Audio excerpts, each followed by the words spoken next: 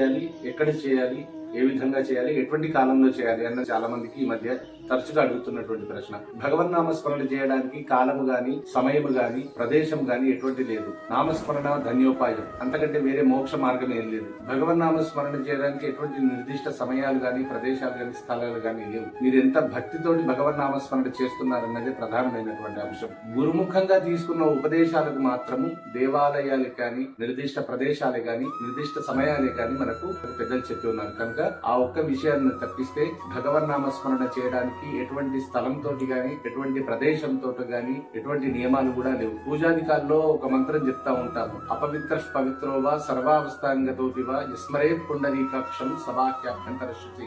పుండరీక నామాన్ని ఎప్పుడైతే తీసుకున్నామో ఆ మరుక్షణమే మనము శుచి అవుతున్నాము. కదా, భగవన్ నామస్మరణ చేయడం మాత్రం తప్పనిసరి. అందరూ కూడా తప్పనిసరిగా భగవన్ నామస్మరణ చేయండి, చేయించండి నలుగురితోటి. ఈ వీడియో మీకు నచ్చినట్లయితే నలుగురికి షేర్ చేయండి. నమస్తే.